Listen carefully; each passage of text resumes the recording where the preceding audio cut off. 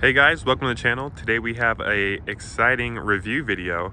So this is pretty cool. This is a brand new 2026 F-150 Lobo. So if you guys are unfamiliar with the Lobo package, basically it makes the truck look a little cooler, has some more ground effects. It's kind of like a street truck, a little bit lower to the ground. It is based off of an STX package, so it's not like a super high-end truck, but since it's based off the STX, that means that it's a little bit more affordable and not, you know, $80,000, $90,000 like the F-150s can get up to. So let's go ahead and start off here in the front. I love the way they made it look with the grille design. The lower portion looks really cool with the sporty grills on it. I love the headlights. These are LED reflector headlights, and then this is a cool LED that runs across the whole grille. We got LED fog lights. We got the nice little body kit on the bottom there to make it look a little cooler. On the hood, you have these cool, they are fake vents, but it looks nice nonetheless. Got your little Lobo badge on the side there.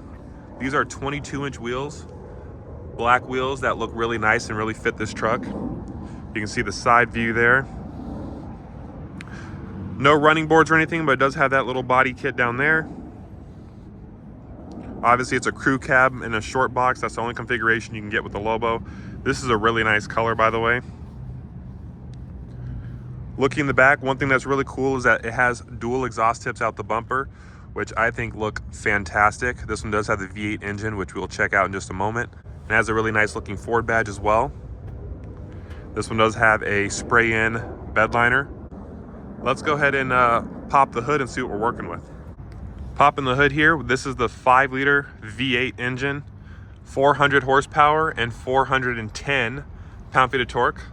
A lot of the old school truck guys, they love the V8 engine, and with the Lobo, it's the only option. And then for the guys that like to go for performance, you can get a, you can obviously add a supercharger onto this.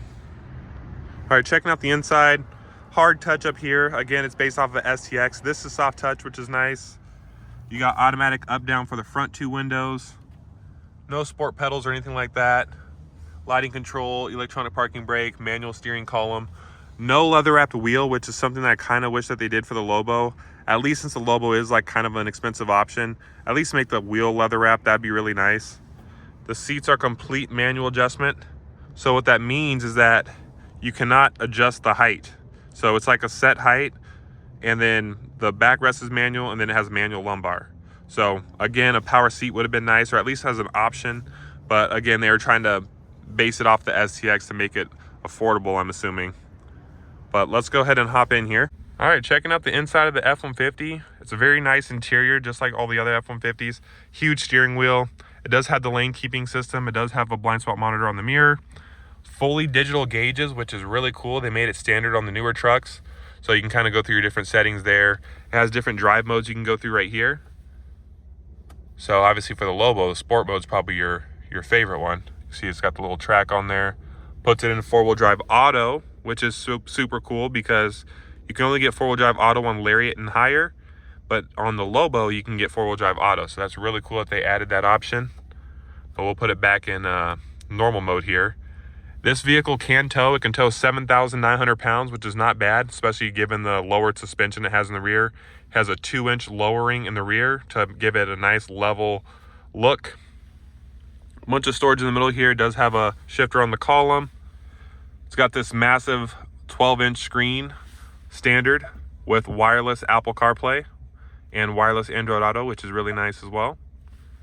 You can see it has some good driver assist tech as well. It's got the pre-collision, all that good stuff, blind spot monitor, cross path, traffic, reverse brake, everything. Obviously you have your manual climate controls down there. Very simple, very easy to use. 2 USBs, more USBs over here, 12-volt storage, glove box. F-150s are great. They have tons of storage in them. You got your glasses holder, a nice black headliner, which is cool. And then it has the STX seats.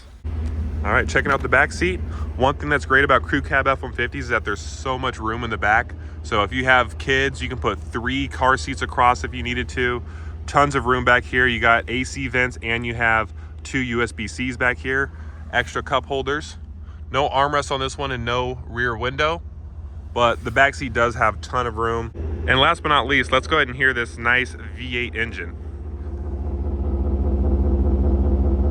Sounds pretty good. I'm gonna give a few revs for you guys.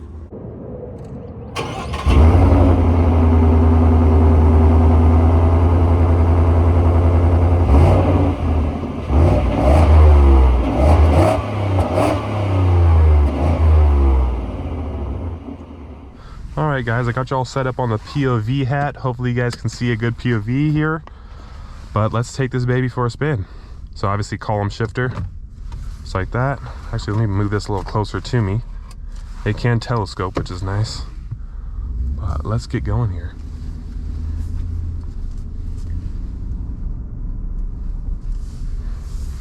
Visibility is incredible out the F-150, obviously. I mean, it has these massive windows. You sit up pretty high, even though this one is a little bit lowered in the rear.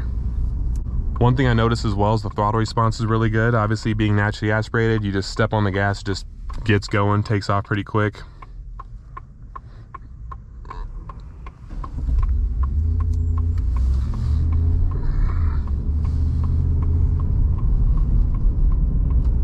Trans seems pretty smooth so far.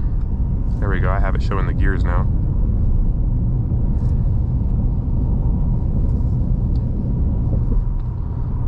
All right, so going over this slightly rougher road, you can tell that the suspension is a little stiffer.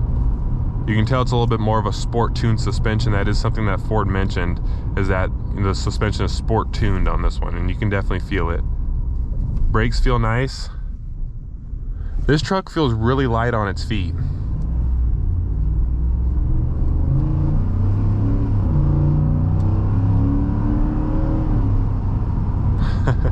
Sounds pretty good. It has a lot of intake roar. Ever since 2021, when they came out with this generation of F-150, the 5.0s, they have this very distinct intake roar. Now, I don't know if it's piped in or not, but it sounds good nonetheless. You can kind of hear it past like 4,000 RPM. Definitely handles really good for a truck. Like, you can tell that, because obviously a truck isn't supposed to be like a handling vehicle. Brakes are really good, actually. Wow. I didn't read anything on them doing anything with the brakes, but the brakes are nice and touchy, which is great, because again, it doesn't feel like the truck is all big and bulky and heavy. I don't know how much this weighs. It's probably around like 4,800 pounds if I were to guess. Lighter than the new M5, lighter than a RS6, and it's a F-150. Let's get on just a little bit here.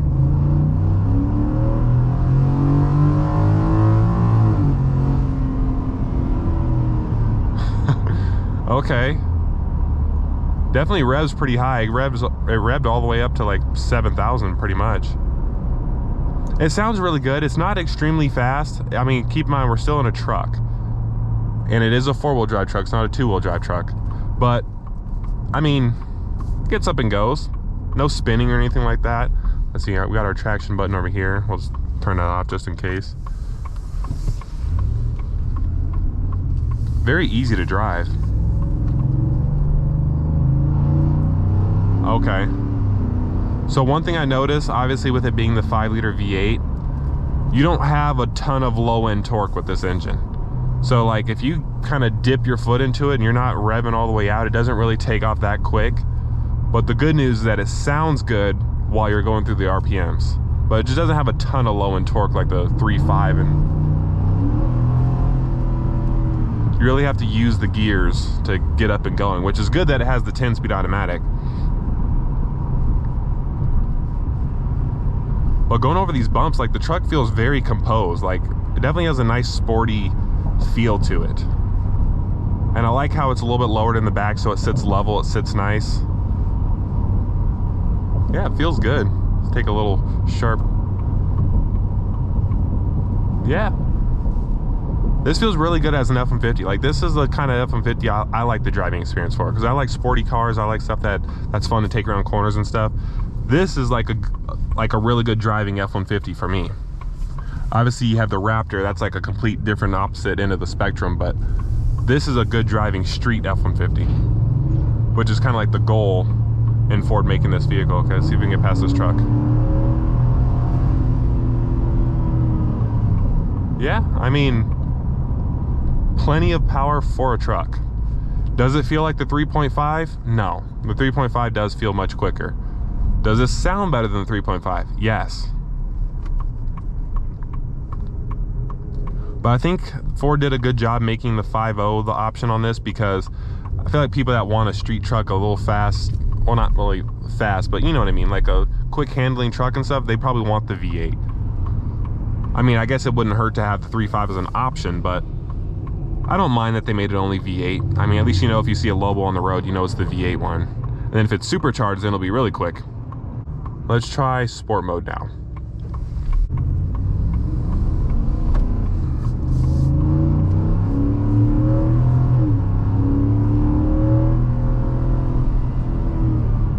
Sounds really good. Holds the gears a little bit longer in the sport mode. I guess you can see it's holding fourth gear right now.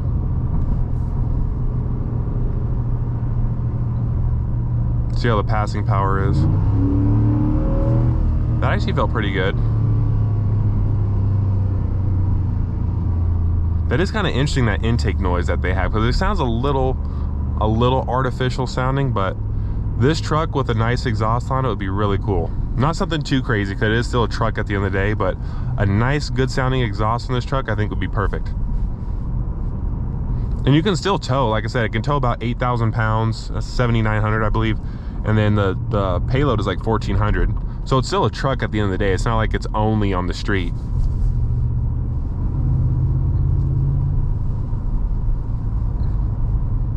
Yeah, it feels good.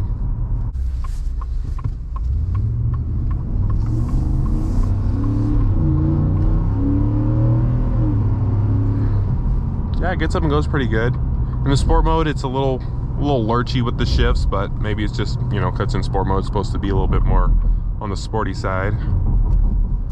So let's go into normal here. So now I'll put it back in two-wheel drive. It's got auto start stop, so obviously you don't want that on. There we go. Actually, I'm gonna try the manual mode. I didn't try the manual mode on this.